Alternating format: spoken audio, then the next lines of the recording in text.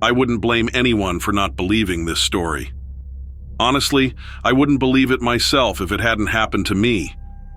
Even my ex-boyfriend, who was right there with me, still doesn't buy it. Let me start from the beginning. My name is Sarah. I'm a 22-year-old from Portland, Oregon. During the pandemic, I met a charming guy named Alex from Colorado online. We hit it off instantly, spending hours on Zoom calls and messaging each other. After a year of this, we decided it was time to meet in person. Instead of a simple weekend visit, we chose to embark on a cross-country road trip before our final year of college began. What could possibly go wrong? Apparently, everything. While I could write a book about the disasters we faced, from terrible Airbnb experiences to a flat tire and countless arguments, our night in Pennsylvania was the real kicker. I have to mention that Alex turned out to be quite different in person than the guy I thought I knew online. Nothing seemed to impress him, but I tried my best to make our trip enjoyable. By the time we reached Pennsylvania, things were tense. Alex had called his mom complaining multiple times and even threatened to fly home from Ohio, leaving me to drive back alone. Desperate to salvage our relationship, I found a place called Moonshine Falls Preserve online. The pictures looked stunning, and I thought it might just be the romantic spot we needed to turn things around.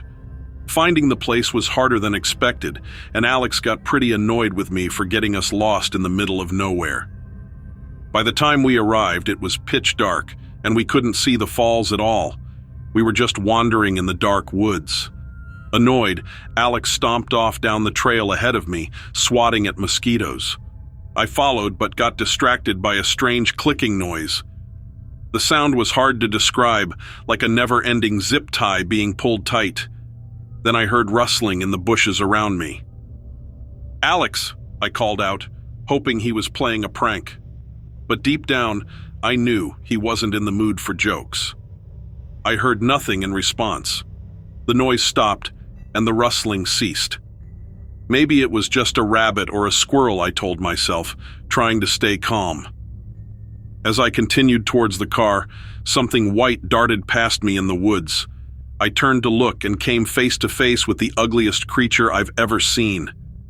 I'm 5'6", and this thing, if it stood up straight, would have been about my height. It was down on all fours, with back leg joints bent like a dog's. Its skin was pale and hairless, and its eyes were solid black. I was frozen with fear, so scared I wet myself. When I finally managed to move, I started backing away slowly. The creature opened its mouth, revealing sharp teeth and a long tongue, and let out a screech before bolting into the woods. I ran back to the car, finding Alex already there, waiting impatiently. I told him everything, but he barely looked up from his phone. When I finished, he gave me a skeptical look and asked, "Why would you make something like that up?" I started to say, "Exactly. Why would I?" when he noticed my wet pants. The next morning, Alex caught a plane home and hasn't spoken to me since.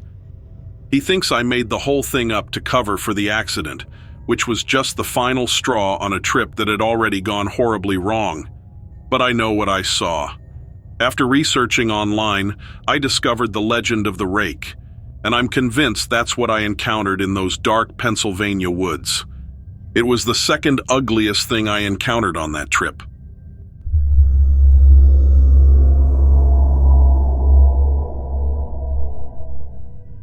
It was a sweltering summer in 1983, and I had decided to embark on a solo hiking trip near Mount St. Helens. The eruption 3 years prior had turned the surrounding area into a surreal landscape, and the allure of exploring the aftermath was irresistible. Armed with a sturdy backpack, a reliable camera, and a spirit of adventure, I set out to traverse the rugged terrain. The first few days were uneventful, filled with the usual encounters with wildlife and the constant hum of nature. The desolation left by the eruption added an eerie beauty to the environment, with trees stripped bare and ash-laden ground stretching as far as the eye could see.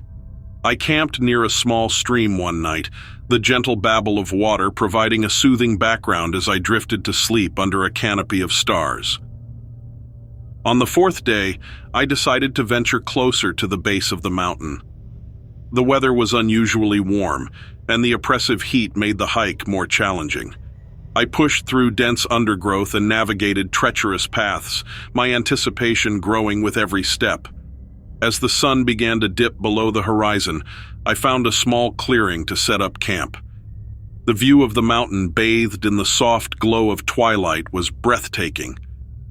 After a quick meal, I settled into my sleeping bag, my mind drifting to the stories I had heard about the area. Tales of strange sightings and unexplained phenomena were common among locals, but I had always dismissed them as mere folklore. Little did I know, I was about to become part of those very legends. Sometime in the middle of the night, I was jolted awake by an unsettling noise. It was a low, guttural growl, unlike anything I had ever heard. My heart pounded in my chest as I strained to listen, trying to determine the source of the sound. The forest around me was still, the usual cacophony of nocturnal creatures eerily silent.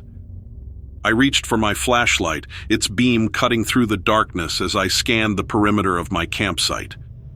The noise came again, this time closer and more pronounced. My breath caught in my throat as I caught a glimpse of movement among the trees. Two glowing eyes reflecting the light stared back at me. Frozen in place, I watched as the creature emerged from the shadows. It stood on two powerful legs, its massive wings partially unfurled. The creature's body was covered in dark, leathery skin, resembling that of a bat. Yet it had the unmistakable musculature and build of a primate, reminiscent of the legendary Sasquatch. I realized, with a mix of awe and terror, that I was looking at the fabled Bat Squatch. The Bat Squatch let out a bone-chilling screech, its wings spreading wide as it took a few steps toward me. Instinct kicked in, and I scrambled to my feet, backing away slowly while keeping the flashlight trained on the creature. My mind raced, trying to process what I was seeing. The rational part of me wanted to believe this was a hallucination, a trick of the light. But the primal fear gripping my heart told me otherwise. As I backed away, I stumbled over a fallen log and landed hard on the ground. The impact knocked the wind out of me, and I lay there, gasping for breath. The Bat Squatch paused, its eyes narrowing as it regarded me with what seemed like curiosity. For a moment, I thought it might attack, but instead, it emitted another ear-piercing screech and took to the air with a powerful leap. I watched in stunned silence as it soared above the treetops, disappearing into the night sky. The encounter had lasted only a few minutes, but it felt like an eternity. My mind was reeling, a whirlwind of fear, excitement, and disbelief. I lay there for a while, staring up at the stars, trying to make sense of what had just happened. The next morning, I packed up my camp and resumed my hike, my thoughts consumed by the previous night's events.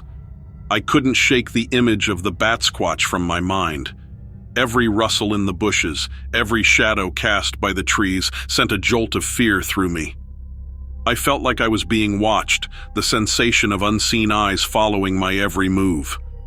Determined to document my experience, I took out my camera and began snapping pictures of the area, hoping to capture any evidence of the creature's presence. As I reviewed the photos later, I was disappointed to find nothing out of the ordinary. There were no signs of the Bat Squatch, no footprints or broken branches, nothing to prove that I wasn't just imagining things. Despite the lack of physical evidence, I knew what I had seen. The encounter had left an indelible mark on me, a story I would carry with me for the rest of my life. I decided to cut my trip short and return to civilization, eager to share my tale with anyone who would listen. Back in town, I recounted my experience to a few locals, their reactions ranging from skeptical to fascinated. Some believed me, sharing their own stories of strange sightings and unexplained phenomena. Others dismissed it as a figment of my imagination, a product of isolation and exhaustion. Regardless of their opinions, I knew the truth. Years have passed since that fateful night near Mount St. Helens, but the memory of the Bat Squatch remains vivid. I've returned to the area a few times, hoping for another glimpse of the elusive creature, but it has remained hidden. My encounter with the Bat Squatch has become a part of my identity, a testament to the mysteries that still linger in the world. Whether you believe in the Bat Squatch or not, know that there are still things out there that defy explanation. As long as there are places left unexplored and stories left untold, the legend of the Bat Squatch will continue to haunt the shadows, waiting for the next curious traveler to stumble upon its path.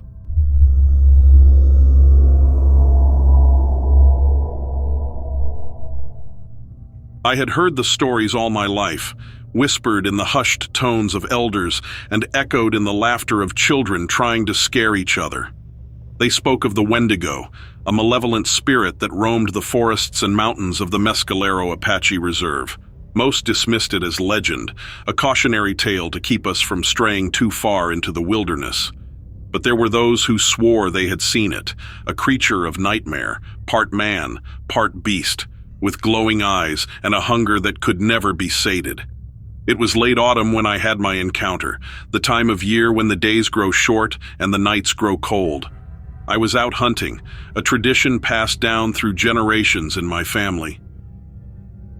My father taught me the ways of the land, how to track deer and elk, how to move silently through the underbrush, how to respect the spirits that dwell in the shadows. I had ventured further than usual, deep into the heart of the forest, following the trail of a large buck. The air was crisp, the ground covered in a thin layer of frost that crunched softly beneath my boots. The trees stood tall and silent, their branches swaying gently in the wind. I felt a sense of peace in the solitude, the worries of the modern world fading away with each step. It was just me and the forest, a bond as old as time itself.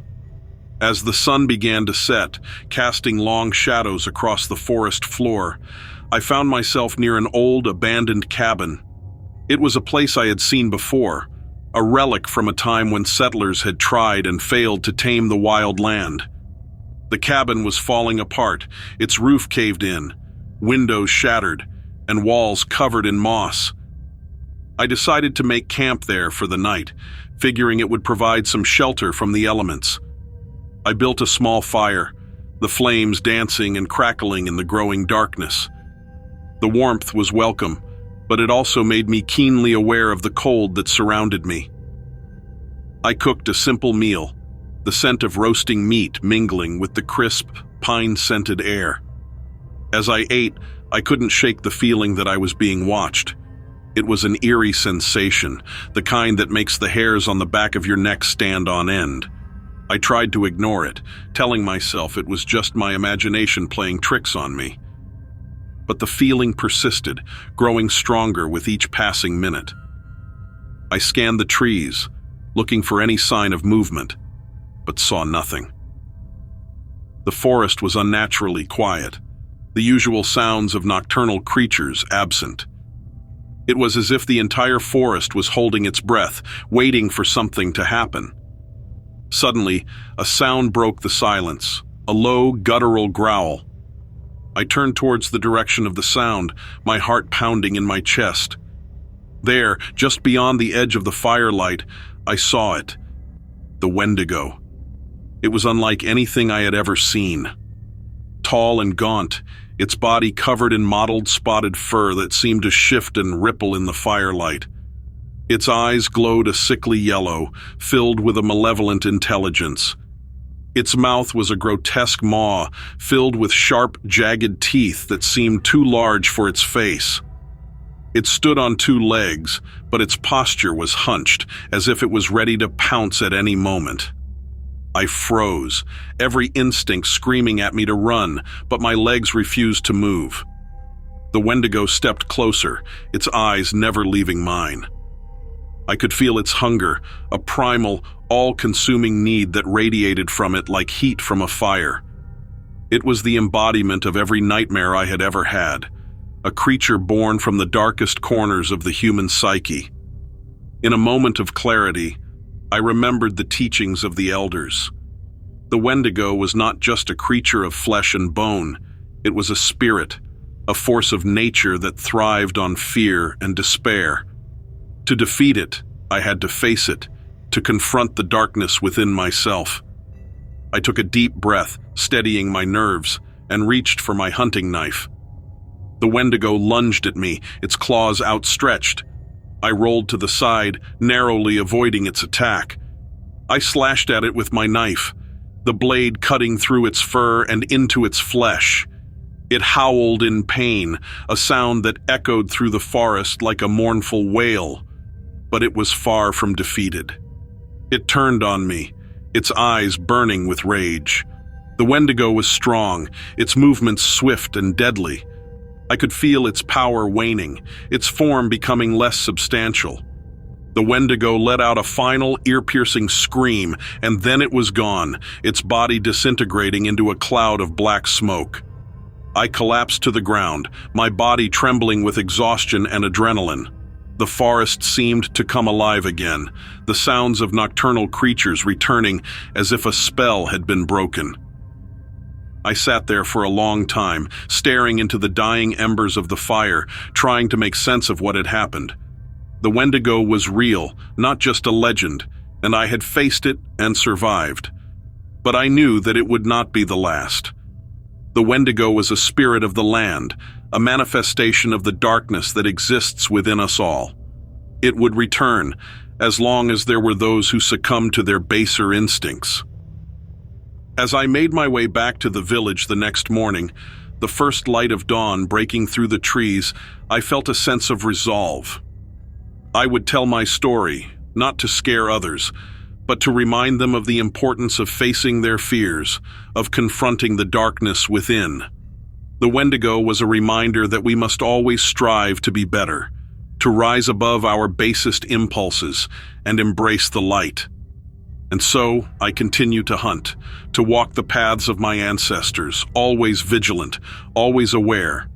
The Wendigo may be out there, lurking in the shadows, but I am not afraid. I am a warrior, a guardian of the land, and I will protect my people from the darkness that seeks to consume us.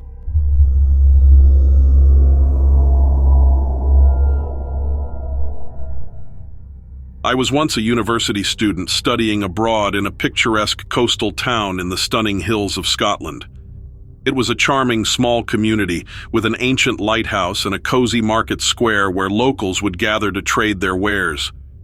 The residents were warm and welcoming, and I quickly bonded with a group of fellow international students. However, things began to take a peculiar turn when we started hearing strange sounds emanating from the lighthouse at night. It began with faint murmurs, but soon escalated to eerie wails and screams. It was unsettling, and as foolish as it seems now, we felt compelled to investigate. I've always been a curious adventurer with a passion for the unknown. Even today, I cherish the thrill of adventure, though I've grown a bit wiser over the years. I was particularly intrigued by the paranormal and unexplained phenomena, viewing this as a golden opportunity to explore something potentially supernatural. My friends shared my curiosity, and we unanimously decided to uncover the truth behind the lighthouse's mysteries.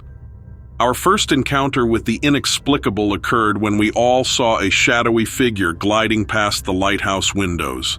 We were terrified yet exhilarated. Being fans of ghost shows and paranormal investigations, we saw this as our chance to conduct our own inquiry. We decided to investigate further the following day, but found nothing unusual. Over the next few nights, the unsettling noises persisted, but we couldn't see anything or gather any evidence. Then, one night, while exploring the lighthouse grounds, we discovered a concealed passage leading deep into the structure. We knew we had to delve into it. As we navigated the passage, we encountered strange symbols and markings on the walls. A sense of unease and nausea gripped us. The atmosphere was genuinely unnerving. We heard whispers and voices from nowhere, which terrified some of our group into fleeing. However, a few of us pressed on. Then, a loud, piercing scream echoed through the passage, prompting us to run for our lives. We almost reached a door at the end of the passage, but it was clear something didn't want us there. Later, we met a local historian at a pub who revealed the lighthouse's dark history of maritime tragedies and ghostly legends. He cautioned us to stay away, but our curiosity had been piqued. What could be behind that door? The following night, we returned, tiptoeing down the passage, trembling with fear. We opened the door, revealing a round room with an old ship's wheel at the center, surrounded by melted candles. The walls were adorned with eerie maritime artifacts and symbols, with a large, ominous design etched into the floor. One of my friends suggested lighting the candles to try and communicate with whatever was haunting the lighthouse. In hindsight, it was a reckless idea, but at the time, it felt like part of our thrilling adventure. We were all profoundly changed by what we experienced that night. We lit the candles and began asking questions like, "Is anyone here?" and "What do you want from us?" None of us were prepared for what happened next. The candles all went out simultaneously, and the door slammed shut. We screamed in terror. Trying to remain calm, we relit the candles and devised a plan to escape. Suddenly, thick black smoke began swirling around the room, forming into a spectral figure above the ship's wheel. The figure emitted a deep, menacing growl that grew louder and more terrifying. One of my friends finally kicked the door open, and we all bolted out of there, never to return. None of us slept that night. We were too busy researching the lighthouse's history. We discovered that the lighthouse had a long history of ghostly apparitions linked to shipwrecks and lost sailors. The figure we saw was believed to be the restless spirit of a captain who had perished at sea.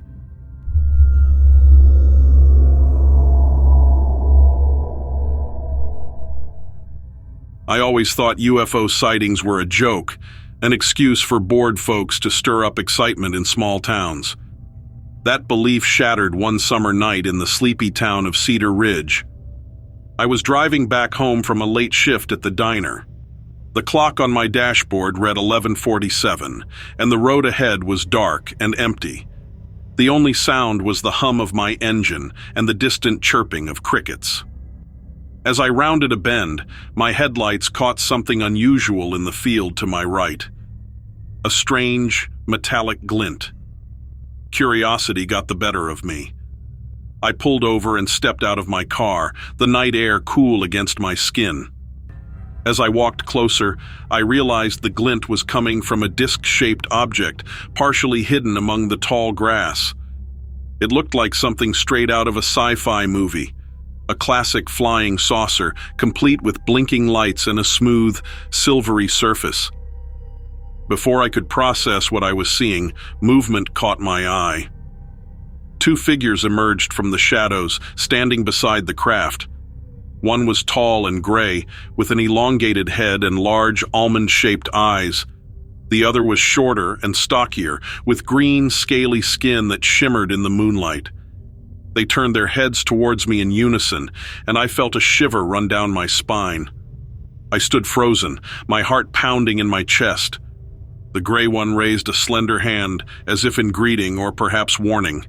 The green one tilted its head, studying me with curious, unblinking eyes.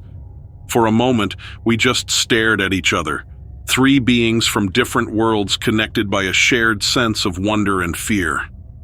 Then, without a sound, they turned and walked back into their ship. A soft sound filled the air as the craft began to rise, lifting effortlessly off the ground. In seconds, it was gone, disappearing into the night sky with a flash of light. I stood there, rooted to the spot, trying to make sense of what I'd just witnessed. Was it a dream? A hallucination?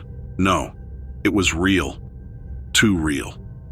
I hurried back to my car and drove home, my mind racing with questions. That night changed everything. I no longer scoff at UFO sightings or tales of alien encounters. I know the truth now, and it's out there, waiting to be discovered.